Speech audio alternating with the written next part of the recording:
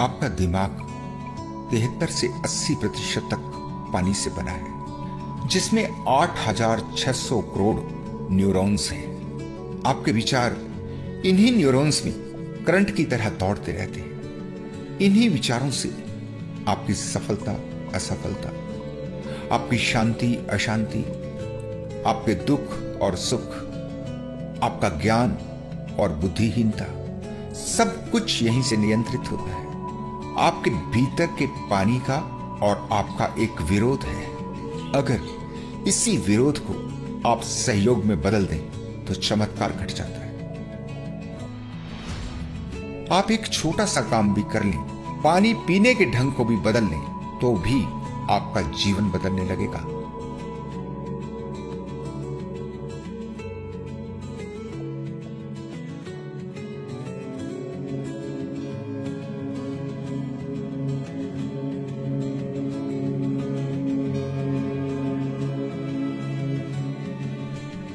जीवन में इतनी अशांति, इतनी बेचैनी क्यों है? क्यों बार बार असफलता हाथ लगती है? क्यों जीवन में कुछ अधूरापन, एक खालीपन दिखाई देता है? अपने को इतना कमजोर क्यों पाते हैं? हमारी असली शक्ति कहां खो गई, जिसे खोज नहीं पा रहे? इन सब प्रश्नों का उत्तर आपको पानी से मिल सकता है, क्योंकि पानी अपने भीतर ऐसे ऐसे रहस्य छुपाए है जिसकी आप कल्पना भी नहीं कर सकते। पानी की एक एक बूंद आपके जीवन पर प्रभाव डालती है। आप एक छोटा सा काम भी कर लें, पानी पीने के ढंग को भी बदल लें, तो भी आपका जीवन बदलने लगेगा। इसी पानी को आज हम ठीक से समझेंगे। ये कैसे हमारे जीवन को खुशियों से भर सकता है? क्या है इसका रहस्य? इसको जानने के लिए ठीक से सारी बात को सुनते और समझते जाएं। वो पानी ही है जो हमें तृप्त कर सकता है और हमें गहन शांति में ले जाकर शक्तिशाली बना देता है। इतना शक्तिशाली कि जीवन में आप कभी हार ही नहीं सकते। हर कदम पर आप सफल होते हैं, वो भी बिना किसी संघर्ष के, बिना किसी मेहनत के। सफल होना आपकी नियति बन जाता है। पानी के इसी रहस्य को मैंने जाना, इसका अनुभव किया। आज मैं अपना अनुभव, यही अनुभव आपसे बांटना चाहता हूं। यह अचानक एकाएक मेरे सामने प्रकट हो गया। अगर आज ये आपकी समझ में उतर गया तो अशांति और असफलता जैसे शब्द आपकी डिक्शनरी से मिट जाएंगे। आपको पता चल जाएगा केवल आप ही अपनी अशांति और असफलता के लिए, अपने दुखों के लिए जिम्मेवार हैं। कहीं एक छोटी सी गलती आपसे हो रही है, बस उसे पकड़ना है। जो वो पकड़ में आ गई तो फिर एक पल भी नहीं लगेगा कि आप अपने रास्ते बदल देंगे, आप मंजिल को पा जाएंगे। जीवन में इतनी गलत धारणाएं पैदा हो जाती हैं जिनके साथ हम चिपक जाते हैं। फिर जब पैमाना ही गलत हो जाएगा तो परिणाम भी गलत ही आएंगे। आज हम ऐसी ही सारी बातों को थोड़ा थोड़ा करके समझते हुए पानी के रहस्य में प्रवेश करेंगे। ज्ञान को धीरे धीरे अपने अंदर उतारना होता है। कोई ऐसा स्विच या कोई बटन नहीं लगा हुआ कि हम दबाएं और ज्ञान हो जाए। लगातार अपनी समझ को गहरा करते जाना और अपने ही अनुभवों से सीखते जाना। तो इस गहरे ज्ञान में प्रवेश करने के लिए मेरा आप सभी से निवेदन है कि थोड़े समय के लिए अपने ध्यान को यहीं केंद्रित करें। चाहें तो चैनल को सब्सक्राइब कर लें।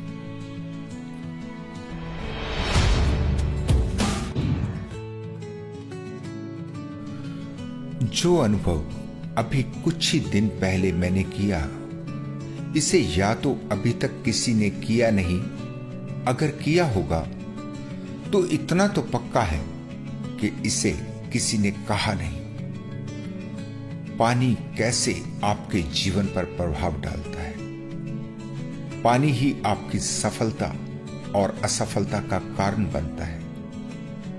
पानी में ही आपकी शांति और अशांति का राज छिपा है। न किसी ग्रंथ में, न किसी शास्त्र में आपको इसके बारे में कुछ भी नहीं मिलेगा। हां, पानी ऐसे परिणाम लाता है, इसकी बात चीन के एक फिलॉसफर, चीन के एक महायोगी लाओ त्से ने की है। लेकिन ऐसा होता क्यों है, इसे किसी ने नहीं कहा। इसके पीछे छिपे इसके विज्ञान को आप आज जान जाएंगे और समझ जाएंगे। इस अनुभव को समझने से पहले थोड़ी सी सरल बातों को जान लेना जरूरी है, तभी आप अनुभव की गहराई में उतर पाएंगे और आप भी अपने भीतर की क्षमताओं और अपनी अंतर्दृष्टि को खोलने की कला सीख जाएंगे। आप भी ठीक इसी तरह से अपने स्वयं के अनुभव करने में सक्षम हो पाएंगे। यही छोटी छोटी बातें आपके सोचने और समझने के तरीके को बदलती हैं। यही आपको आपकी धारणाओं के पिंजरों से मुक्त करती हैं। आपका अपना अनुभव, अपनी अनुभूति और ग्रंथों से लिए गए ज्ञान में उतना ही फर्क होता है जितना कि एक जीवित और मृत व्यक्ति में। आपकी अपनी अनुभूति जीवंत होती है। ऐसा नहीं है कि नए अनुभव किसी किसी को ही होते हैं।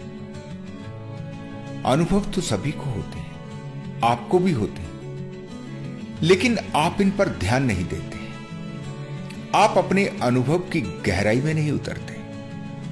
आप ग्रंथों में, गुरुओं में या ज्ञान की किताबों में ही उलझे रहते हैं। आप सोच नहीं पा रहे कि ऐसे भी अनुभव हैं जो जीवन में पहली बार आपको ही होंगे।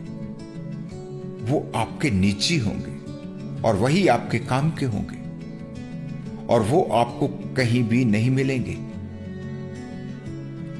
आपकी सबसे बड़ी कमी यही है कि आप शास्त्रों से, ग्रंथों से अनुभव का प्रमाण चाहते हैं, जबकि प्रमाण जीवन से खोजने चाहिए। जीवन में अपने अनुभव को प्रयोग करके उसके परिणाम देखने चाहिए। आज मुझे भी ऐसा कहा जा सकता है कि बताओ कौन से ग्रंथ में लिखा है, दिखाओ। यही तो आप करते हो जीवन भर। बताओ ये कहां लिखा है, किसने कहा है, क्या है प्रमाण। अरे भाई, कहीं लिखा हो क्या तभी सही होगा?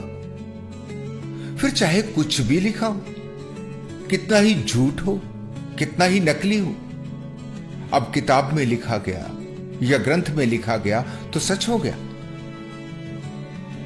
ये तो हद दर्जे की मूर्खता है। जरा बदलो अपने आप को, थोड़ा अपने विचार की शक्ति को जागने दो, वैज्ञानिक तथ्यों पर ध्यान दो। मुझसे भी मत पूछो कि कहां लिखा है, कहीं नहीं लिखा, लिखा हो भी नहीं सकता, क्योंकि यह मेरा अपना अनुभव है। हां, आप चाहें तो आप भी इसे अनुभव कर सकते हैं। अनुभव करेंगे तो आपको किसी प्रमाण की आवश्यकता नहीं होगी। पानी प्यास बुझाता है, क्या इसका प्रमाण किसी ग्रंथ से चाहिए? नहीं, आप इसे अनुभव करते हैं। अनुभव को किसी प्रमाण की आवश्यकता नहीं। कैसे जीवन को जानना है, कैसे नए अनुभव करने हैं, इसका छोटा सा सिद्धांत सीख लो। अपनी किसी भी समस्या को, किसी भी प्रश्न को जिसका आपको उत्तर नहीं मिल रहा, आप उसे एक बीज बना लो। उसे अपने अवचेतन मन की मिट्टी में दबा दो और शांत हो जाओ। उसके बारे में सोचना बंद कर दो। अपने आप ही उस बीज में से कोंपलें फूटनी शुरू हो जाएंगी। अपने आप ही आपको उत्तर मिलने लगेंगे। इसी को अंतर्दृष्टि कहते हैं। चीन में एक विचारक हुए, एक महायोगी हुए, लाओ त्सु। उनकी एक एक बात हीरे मोतियों जैसी है। देखने में उल्टी लगती है, लेकिन वास्तव में वो अपने अंदर ऐसे ऐसे खजाने छुपाए हुए हैं कि जब आप अंदर झांकते हो तभी आपको वो खजाना मिलने लगता है। लाओ त्सु की बातों से सरल और सीधा कुछ भी नहीं है, लेकिन आपकी समस्या है कि आपने अपने को उल्टा कर लिया। इसलिए जो सीधा है वो आपको उल्टा दिखाई पड़ता है। आपने अपने सिद्धांतों को उल्टा बना लिया, जिससे जीवन में अशांति और निराशा फैल गई। लाओ त्सु ने कहा है कि पानी के स्वभाव को देखो। अपने स्वभाव को ठीक पानी के स्वभाव जैसा बना लो, फिर देखो आपके जीवन में क्या क्रांति घटती है। ये क्या कहा गया है और ऐसा कैसे हो पाएगा, इसको तो आज की वीडियो में आप समझ ही जाएंगे। थोड़ा सा भी अपने जीवन से जोड़कर देखेंगे तो पानी के रहस्य से पर्दा उठ जाएगा। लेकिन मेरे मन में एक प्रश्न उठा कि ऐसा क्यों? पानी पानी है और हम हैं। कोई पेड़ है, कोई पशु पक्षी है, सबका अपना अपना स्वभाव है। फिर मनुष्य को क्यों जरूरत है कि वो पानी के स्वभाव को अपनाए? बात तो ठीक है कि अगर ऐसा हो जाए तो आपका जीवन निश्चय ही इतना शक्तिशाली हो जाएगा, इतने आनंद और शांति से भर जाएगा। यह बिल्कुल सही है, लेकिन ऐसा हो क्यों रहा है? इसका वैज्ञानिक कारण क्या है? तो यही मेरा प्रश्न मेरे अवचेतन मन में बीज बन गया। धीरे धीरे उसकी कोंपलें फूटने लगी और पानी ने अपना रहस्य मेरे सामने प्रकट कर दिया। आज आप भी इसे जान लें। इसको जानने के लिए आपको अपने मन को समझना पड़ेगा।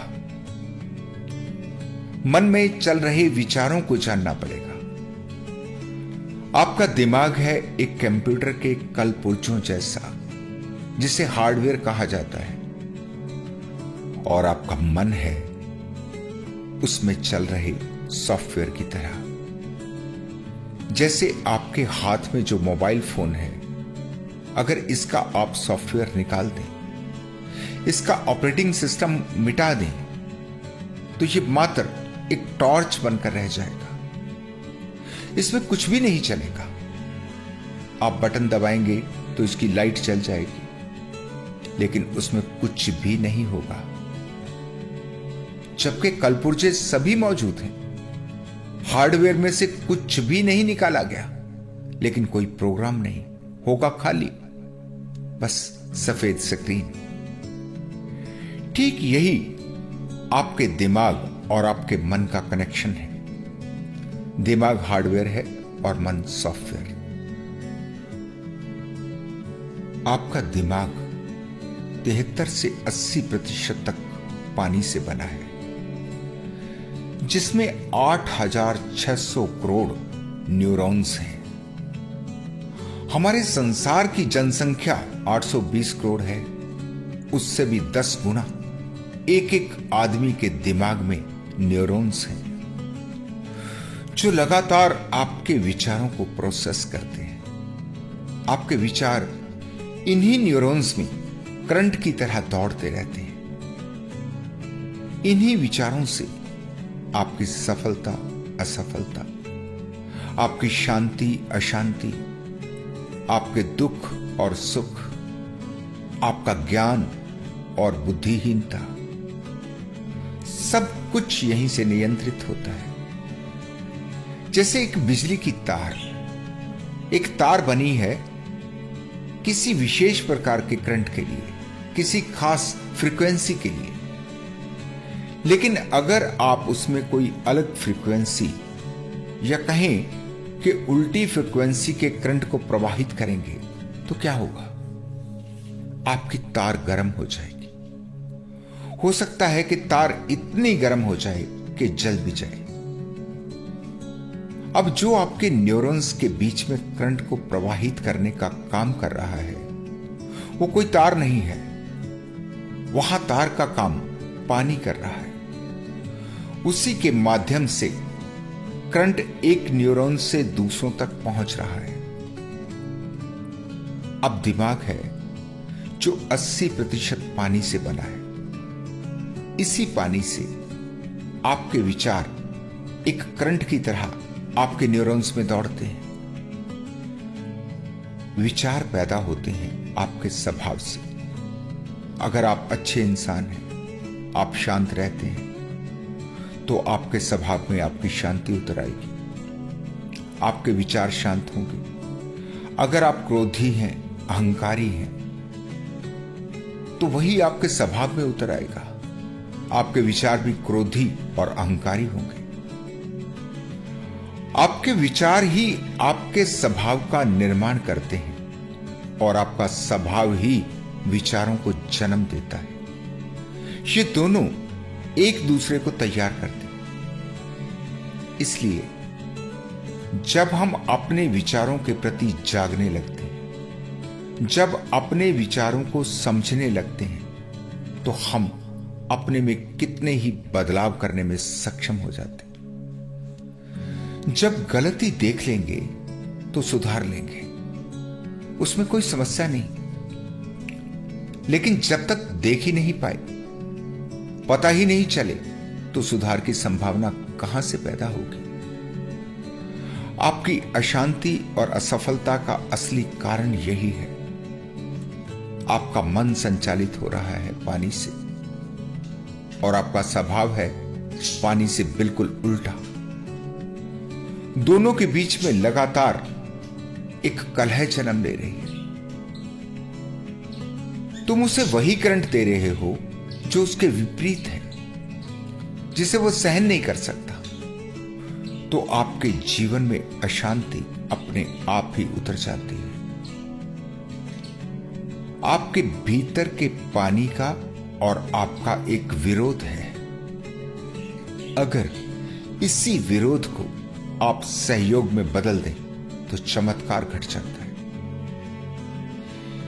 इसीलिए जब आप ध्यान करते हैं तो आपके विचार रुक जाते हैं। जब कोई करंट नहीं बहता तो आपके न्यूरॉन्स को एक गहन विश्राम मिलता है और इसी विश्राम में शांति है। और शांति ही आपकी सफलता का कारण बनती है। शांति ही आपको परमानंद में प्रवेश करवाती है। आपके दिमाग की हालत ऐसी है जैसे कोई किसी घने जंगल में भटक जाए और भागता रहे, कभी इधर कभी उधर। उसे बाहर निकलने का रास्ता नहीं मिलेगा। वहीं अगर वो आराम से बैठ जाए, जरा मन को विश्राम दे और शांत मन से सोचे, तो रास्ता खोजना आसान है, तो सफलता आसान है।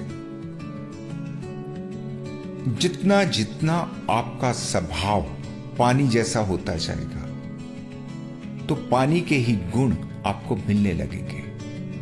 आप पानी जैसे होते जाएंगे। पानी जैसी सरलता, पानी जैसी कोमलता, पानी जैसी शुद्धता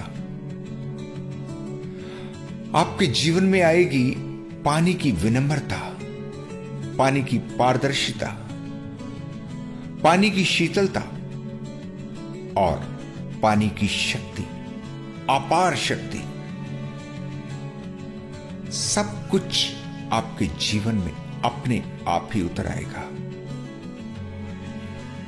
मन पानी से संचालित है, इसलिए किसी शांति को कहीं पाने नहीं जाना, वो तो आपका स्वभाव बन जाएगी।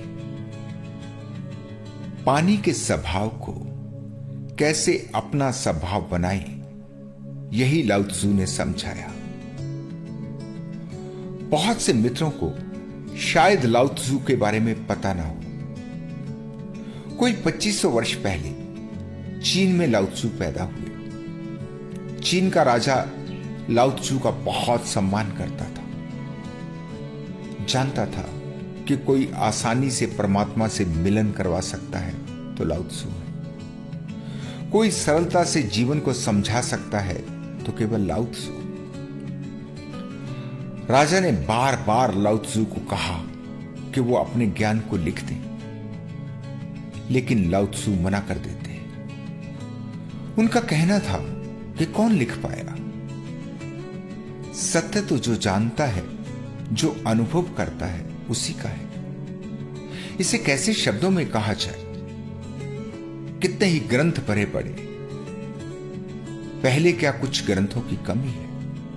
उनसे क्या हो पाया जो अब मेरे लिखने से हो जाएगा। जब लाओ त्सु बूढ़े हुए तो उन्होंने सोचा कि मृत्यु नजदीक आ रही है। अगर मैं यहां मरा तो ये लोग मेरी समाधि बनाएंगे, मंदिर बना देंगे और फिर वही पूजा पाठ का पागलपन शुरू हो जाएगा। जो मैंने आज तक इनको शिक्षा दी, उसका सत्यानाश यही लोग कर देंगे।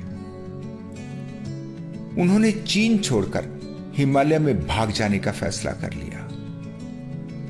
सोचा कि ऐसे गायब होना है कहीं हिमालय में जहां ये लोग मुझे कहीं भी तलाश ना कर सके।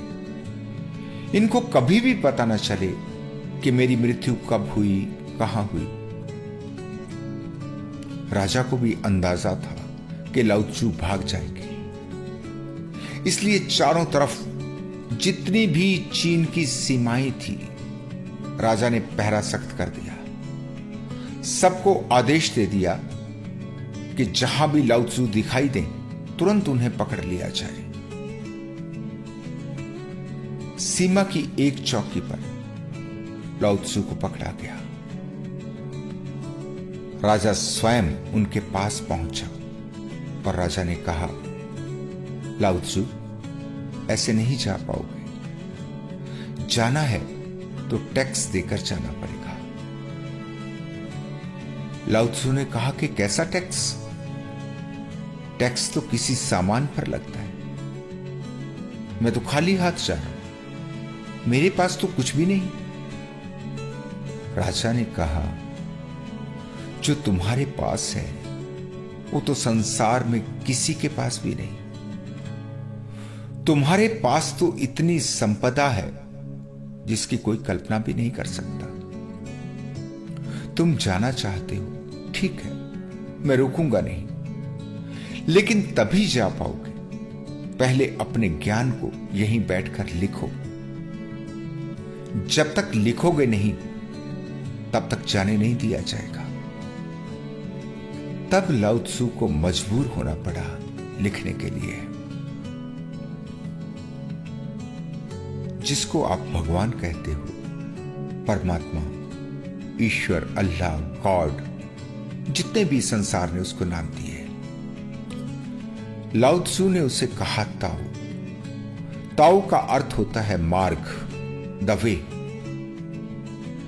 आपके सभी नाम किसी इंसान जैसी छवि बनाते हैं, लेकिन लाओ त्सु कहता है ऐसा कुछ भी नहीं है। वो केवल एक मार्ग है जिस पर चलकर आप अपने ही जीवन को सुख और शांति से भर लेते हैं। जिस पथ पर चलकर आप परमानंद को प्राप्त करते हैं।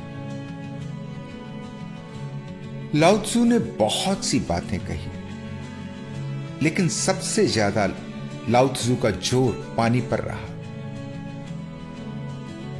लाओ त्सु कहते हैं कि पानी को देखो, पानी से शिक्षा लो, पानी को अपना गुरु बना लो और गुरु बनाने का अर्थ नहीं है कि तुम पानी की पूजा पाठ चालू कर दो,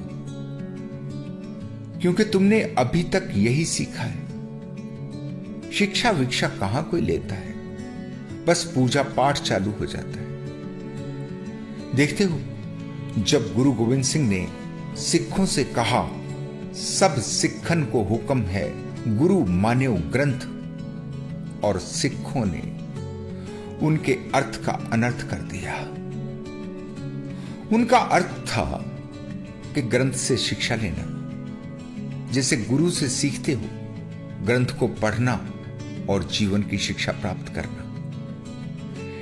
लेकिन शिक्षा तो कोई ली नहीं। कुछ ठीक से सिखों को पता भी नहीं कि ग्रंथ साहब में क्या कहा गया है, उसकी असली शिक्षा क्या है। हां, उन्होंने उसे पीढ़े पे डालकर उस पर दोशाले जरूर डाल दिए, चौर जरूर झुला दिए, माथा टेकने लगे।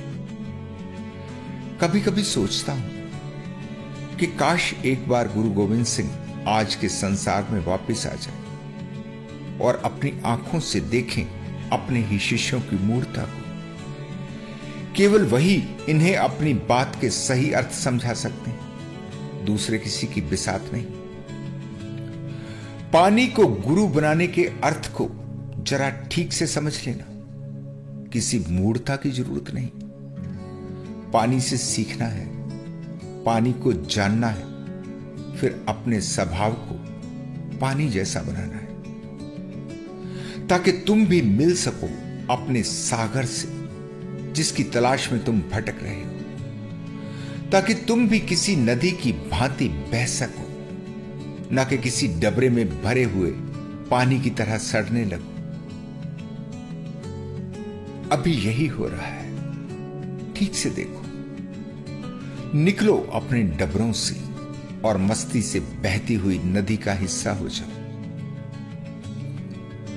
आप समझते हो कि शक्ति का अर्थ होता है मजबूत होना, कठोर होना, चट्टान जैसी कठोरता, जबकि पानी है सबसे ज्यादा कोमल, लेकिन है सबसे शक्तिशाली।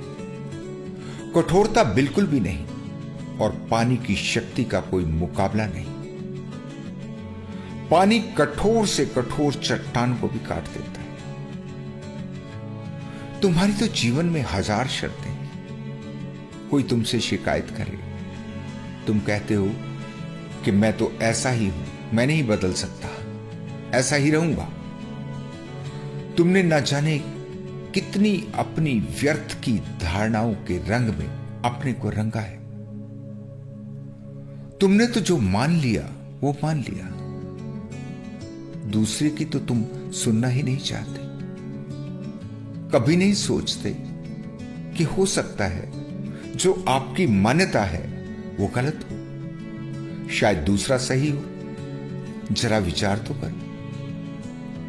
इसलिए तुम कुछ नया सीखने से वंचित हो जाते। तुम पानी की तरह पारदर्शी नहीं हो। तुमने एक बार जिस रंग से अपने को रंग लिया, तुम उसी रंग के हो गए। पानी को देखो, क्या पानी का कोई रंग है?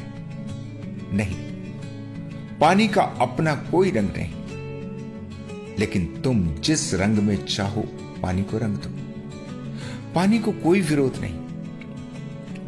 क्या पानी का कोई आकार है? नहीं, पानी का कोई आकार भी नहीं।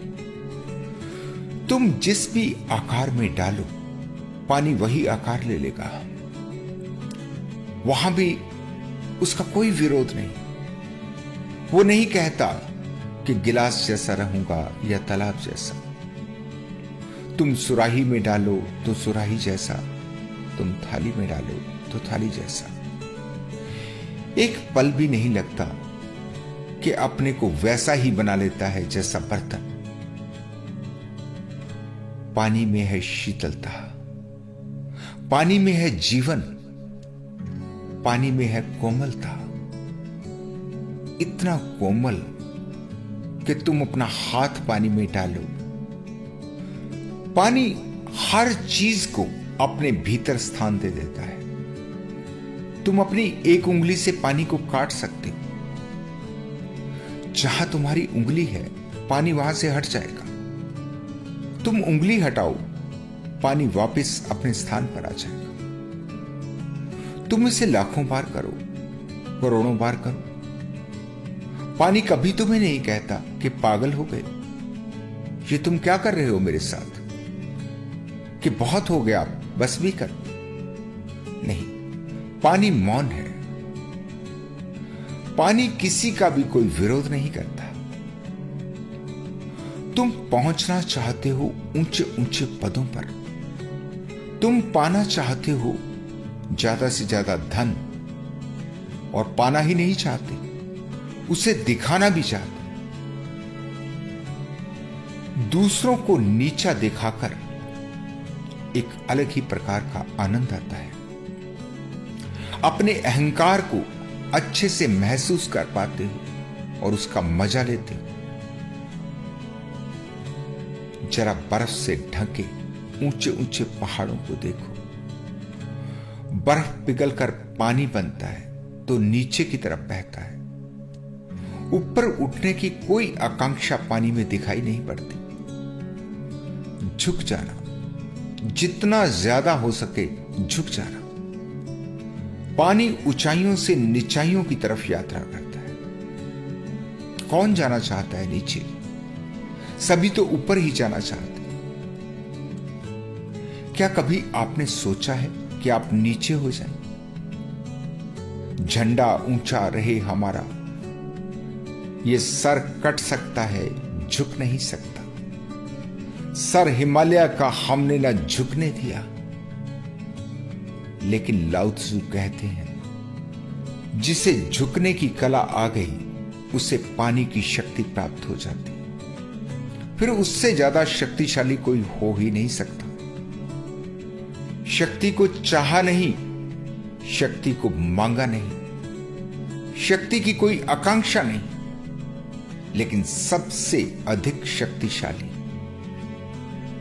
देखते हो पानी को, नीचे नीचे और नीचे। पानी तब तक नीचे जाता रहता है जब तक उसके पास नीचे जाने का स्थान है। अंतिम पड़ाव तक उतरता है ऊंचे पहाड़ों से। बीच रास्ते में कितनी ही रुकावटें, कितने पत्थर, कितनी चट्टानें, कितने अवरोध, लेकिन पानी पूरी कोमलता के साथ जहां रुकावट आई उसको छोड़कर अपना अलग रास्ता बना लेता है। पानी रुकता नहीं, लेकिन उसका किसी के साथ कोई संघर्ष भी नहीं। वो नहीं कहता कि ये चट्टान मेरे रास्ते से हटे तो मैं आगे बढ़ूंगा। नहीं, वो चट्टान की साइड से होकर जहां उसे रास्ता मिलता है बहने लगता है। पानी की कोमलता अपनी जगह बरकरार है, लेकिन बड़े बड़े पत्थर, बड़ी बड़ी चट्टानें पानी की कोमलता के आगे टिक नहीं पाती, छिन्न भिन्न हो जाती। पानी की निरंतरता में वो बच नहीं सकती।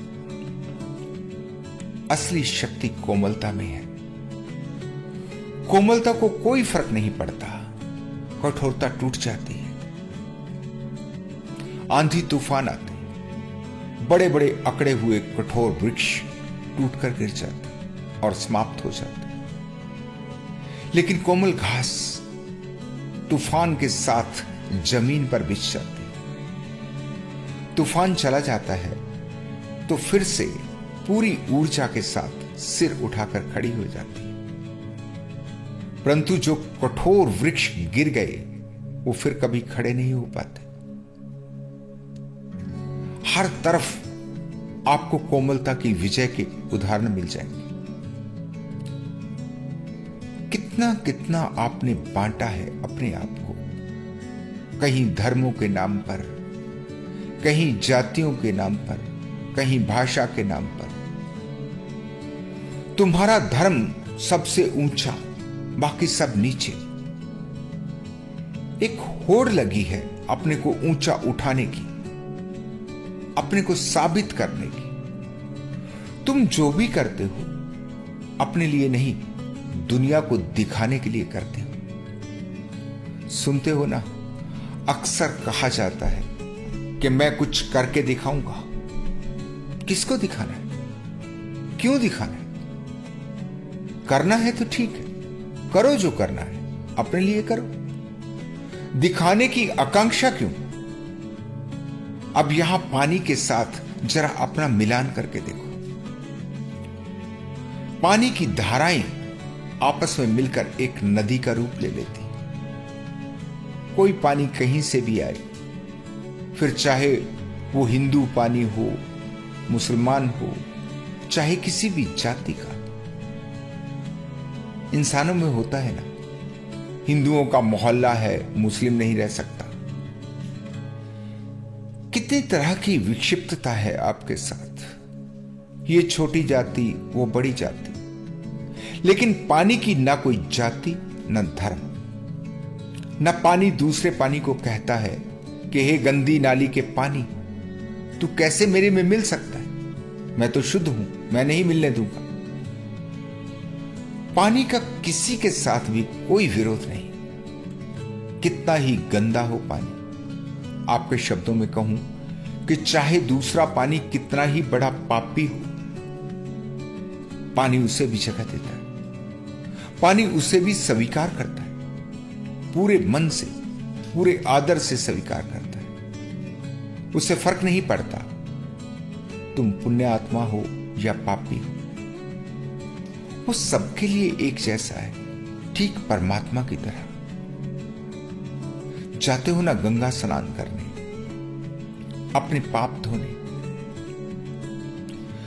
पानी को आपके पापों से, आपकी गंदगी से, आपकी स्वच्छता से, आपके पुण्य से कोई मतलब नहीं।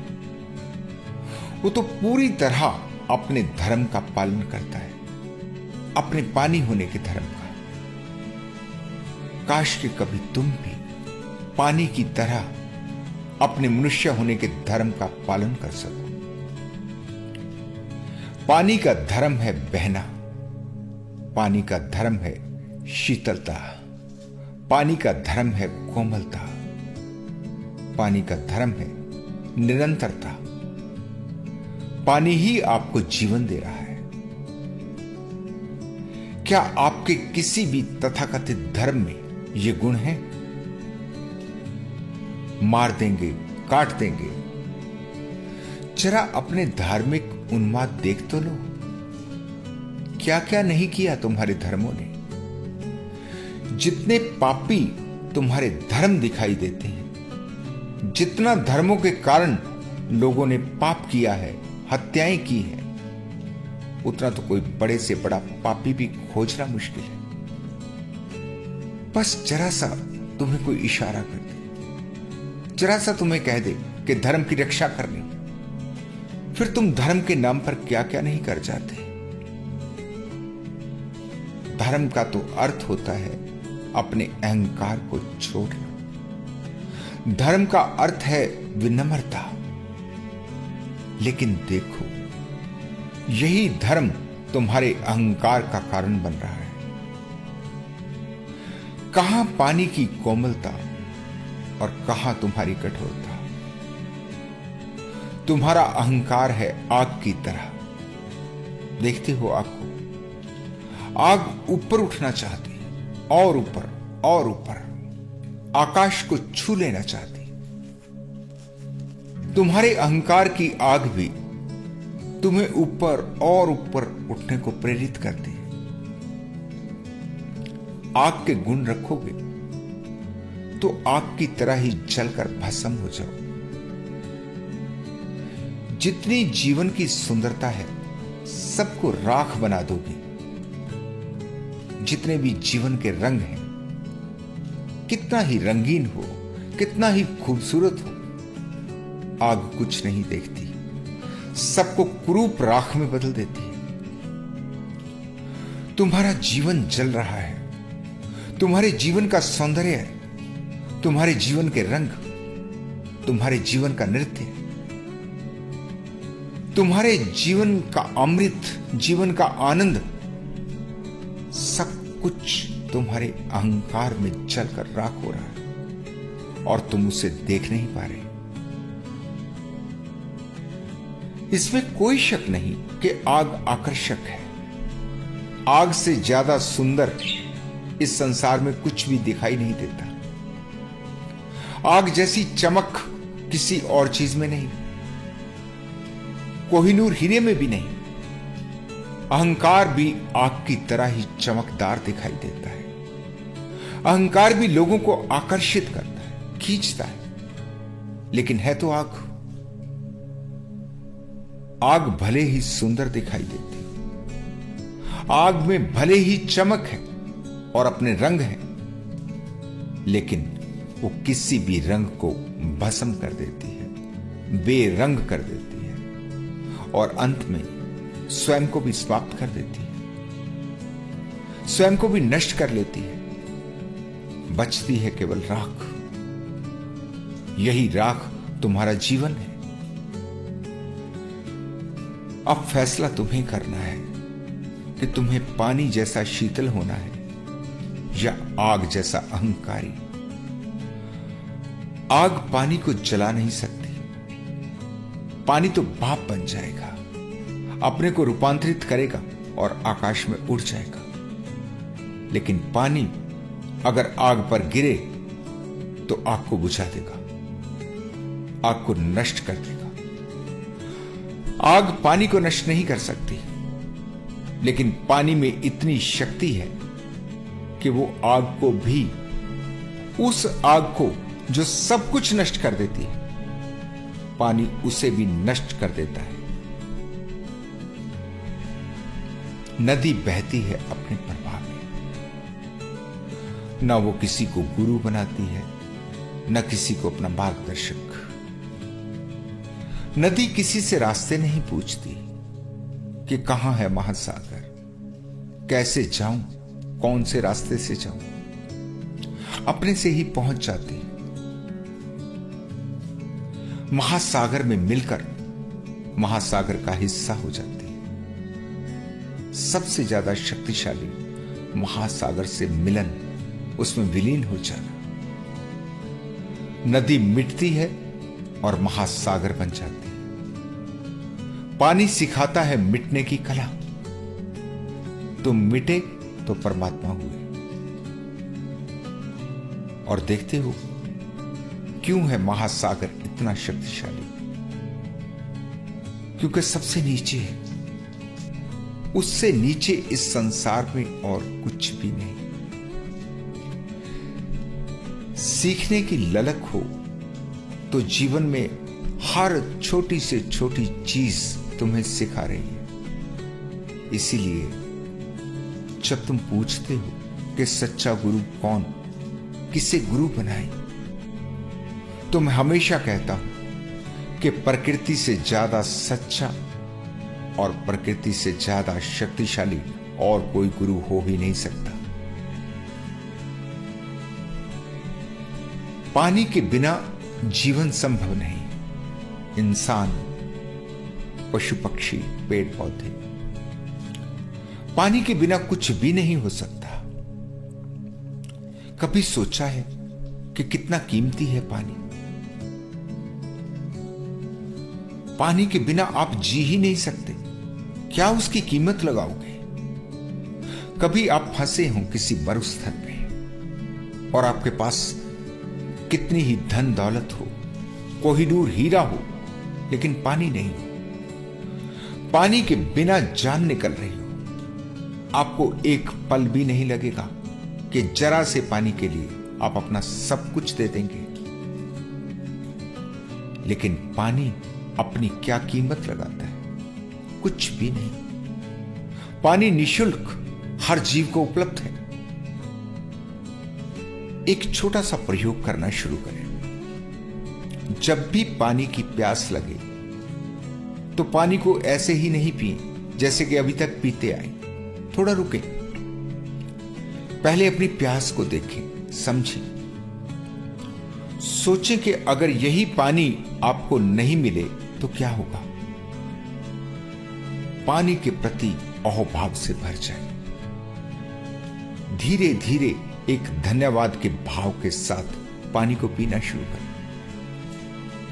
जब भी पानी को पिए जाग जाएं, होश से भर जाएं, फिर आपके जीवन में क्या बदलाव आता है देखें और आप हैरान हो जाएंगे। जरा सा काम है, कोई जाप नहीं, कोई मंत्र नहीं, बस पानी के प्रति आदर से भरना है, पानी की कीमत को महसूस करना है। इतने से ही आपका होश जागने लगेगा। कितनी भी गंदगी हो, कितना भी कचरा हो, पानी में ऐसी विशेषता है कि वो हर गंदगी को साफ कर देता है। पानी सारी गंदगी को साफ करके फिर अंत में अपने को भी साफ करने की योग्यता रखता है। कितना ही गंदा हो पानी, जब वाष्प बनकर उड़ेगा आकाश में, बादलों का रूप ले लेगा, तो फिर पूरी तरह शुद्ध हो जाएगा। या फिर जमीन की परतों से गुजरकर जब पृथ्वी के पानी से मिलन करेगा, तो पूरी तरह से शुद्ध होकर मिलेगा।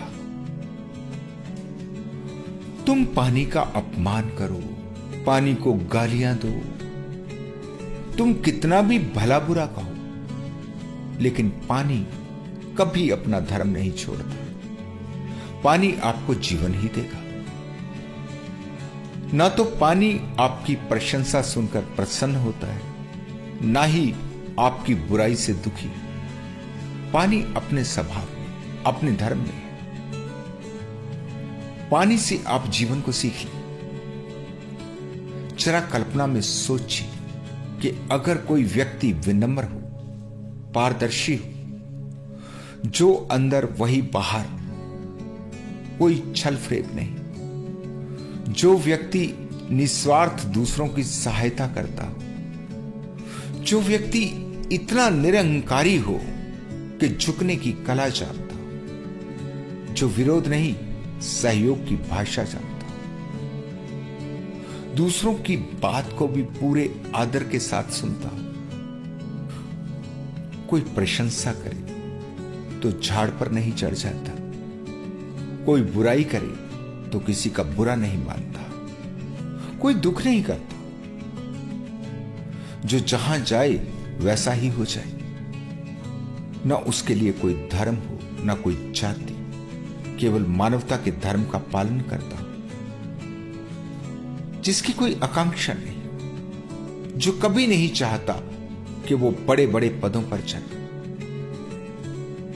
तुम सोच भी नहीं सकते कि ऐसे इंसान की शक्ति क्या होगी। उसके एक इशारे पर दुनिया हिल जाएगी। इसलिए लाओ त्सु कहते हैं कि मुझे कोई झुका नहीं सकता, क्योंकि सिर उठाने की मुझ में कोई आकांक्षा नहीं, मैं पहले से ही झुका हूं। अब और क्या बचा झुकने को। मुझे कोई हरा नहीं सकता, क्योंकि मेरी कोई जीतने की आकांक्षा ही नहीं, मैं तो पहले से ही हारा हुआ हूं। मुझे कोई अपमानित नहीं कर सकता, क्योंकि सम्मान मैंने कभी चाहा नहीं। जितना ज्यादा से ज्यादा कोई अपमानित हो सकता है, मैं उससे भी ज्यादा अपमानित अपने को अनुभव करता हूं। अब और क्या कोई अपमान करेगा। लाओ त्सु कहते हैं कोई मुझे नीचे नहीं कर सकता, मैं पानी की तरह पहले ही सबसे नीचे। कोई मुझे पीछे नहीं कर सकता, क्योंकि मैं हमेशा सबसे पीछे ही खड़ा होता हूं। इसलिए मैंने कहा कि लाओ त्सु की बातें उल्टी दिखेंगी, लेकिन जब तुम इनको भीतर तक देखोगे, जब तुम इन बातों के परिणाम देखोगे, तो सब कुछ विपरीत हो जाएगा। सम्मान नहीं चाहा, लेकिन तुमसे ज्यादा सम्मानित कोई भी नहीं। तुम पीछे खड़े हुए तो पूरा संसार आपके पीछे चलने लगता है।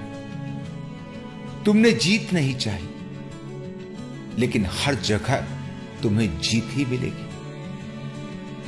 अपनी आकांक्षाएं छोड़ दो, तो पूरी सृष्टि आपके लिए काम करती है। लेकिन इसमें एक छोटा सा ध्यान रखना पड़ेगा, यह सब एकदम से नहीं होने वाला। धीरे धीरे एक गहरी समझ के साथ ही ये आपके जीवन में उतरेगा।